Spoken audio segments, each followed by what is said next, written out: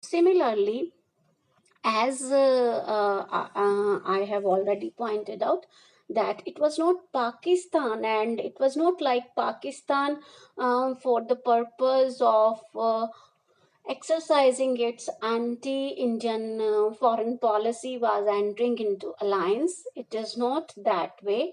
It is completely other way around, and it was primarily because when we are looking at any pyramid, it is always easy to understand the decision making process if we look at the top of the pyramid.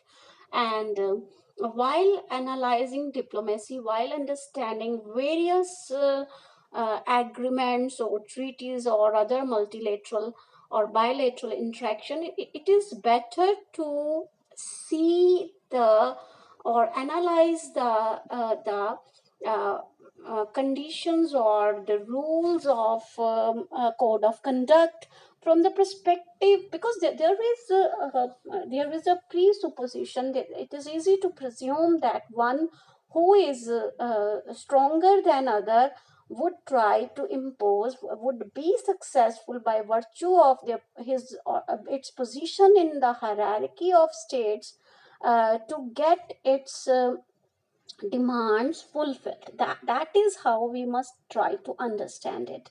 And when we apply this to the other thing, just focus on the other security alliance, so of which Pakistan was a part. And what was it? It was CETO, and another military alliance of United States of America that was focused on the region of Southeast Asia. Though the alliance itself was Southeast Asia centric, but if we just look at the number of the countries which were there as a member, out of 8 countries, only two strictly would be considered Southeast Asian countries. Only Philippines and Thailand. Other six, who were other six?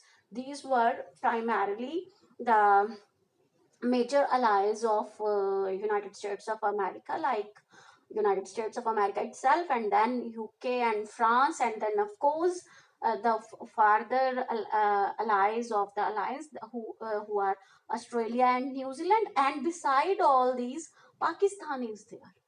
What Pakistan has to gain there?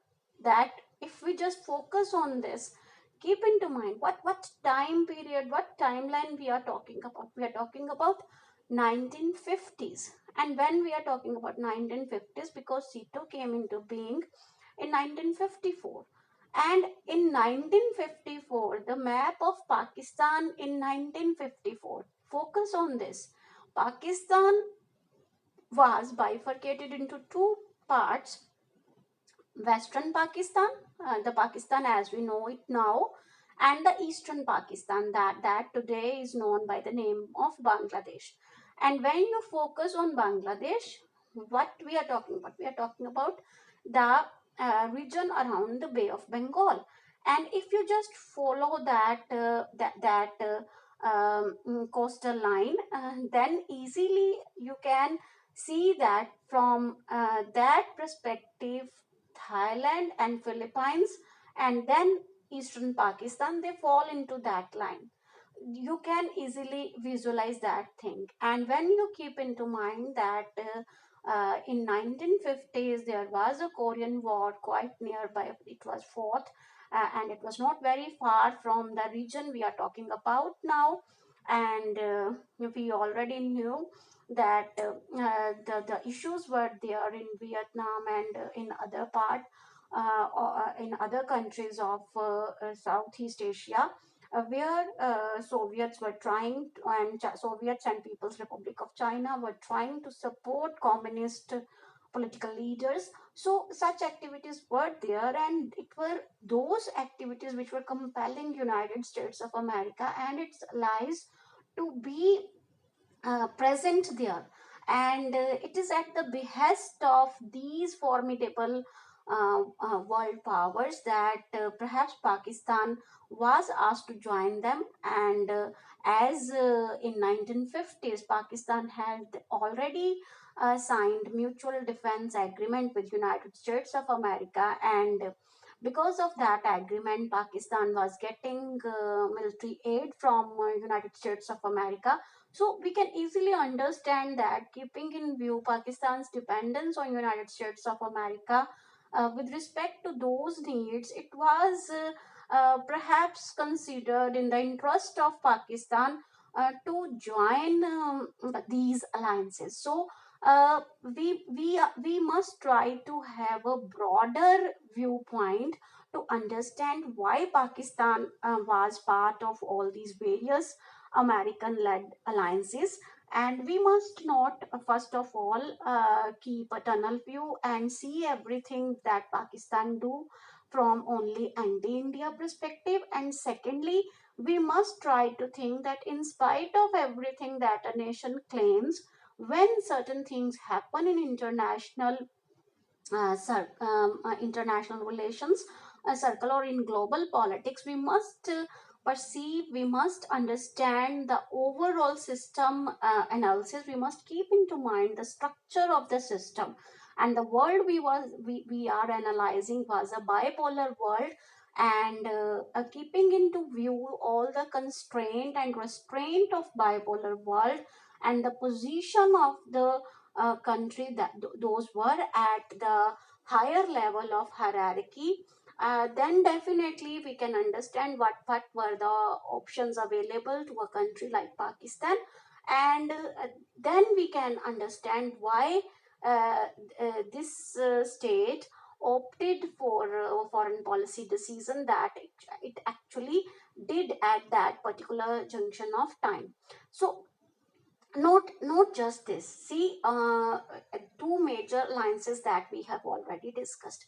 And then there is another thing in the 70s that developed to understand the security alliances or other alliances of Pakistan. It become very important that we must try to inculcate how and why Pakistan entered into various alliances. See, things were happening, and certain things were happening. What was there in 60s? In the 60s, India and Soviets were coming closer to each other. And influence of Soviet in Afghanistan could be felt even at that time. And this was something which was very disturbing for Pakistan. And perhaps this is the reason that Pakistan was trying to be develop really cozy relations and entered into various pacts with United States of America. It was even part of various acts of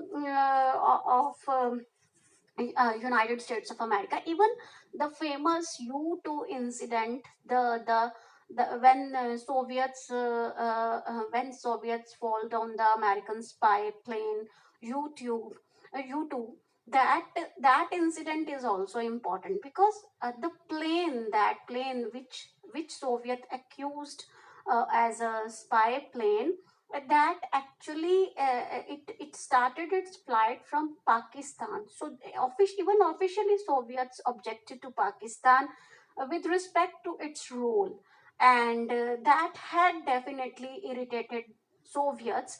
And as a reaction, perhaps Soviets tried to favor India, and that closeness was there for everyone to see, in spite of Indian claim of non-alignment at the time of 1965 war also.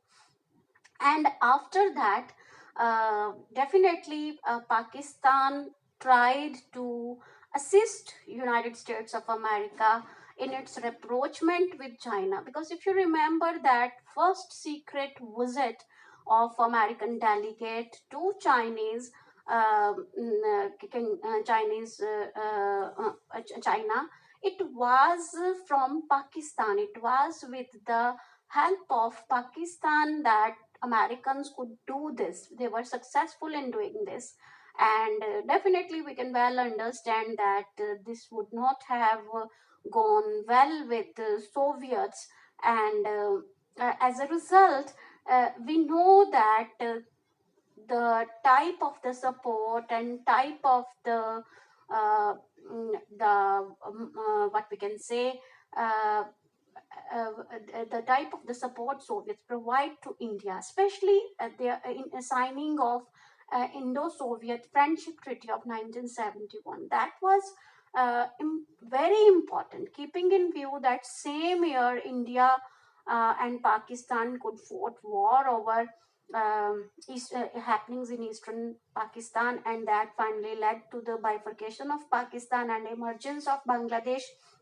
And many researchers believe that Pakistan paid a price because of its alliance politics, because of its role that it has played as an ally of United States of America as far as the happenings of Bangladesh is concerned. And India could go ahead because India was to a certain extent assured of Soviet support.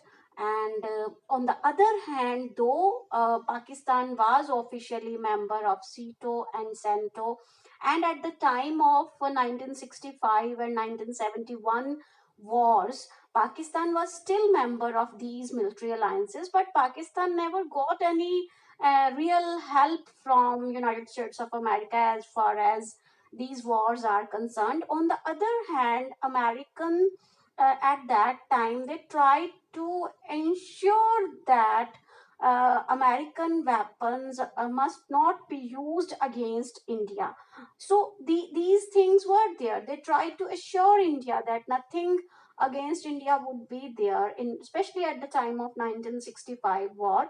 Though at the time of 1971, definitely Seventh Fleet of American Navy was there, and there were talks, and definitely that is something which doesn't go well with the Indians even now, and perhaps this is the reason those memories are still quite clear in the psyche of Indian.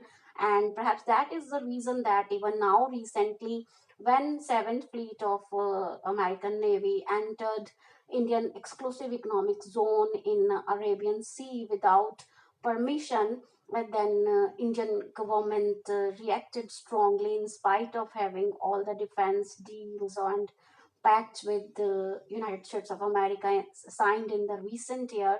But that thing is there anyway. But nothing concrete Pakistan got from these alliances against to be used against India in those war. They were practically of no help, not much help, we can conclude. And that's why this complete argument that these alliances were there as Pakistan's policy to secure itself against India, that doesn't hold good, because in 65 that didn't pay well, and even then Pakistan continued to be the member of these alliances. In 71 it was repeated and Pakistan still remained member. That thing is there.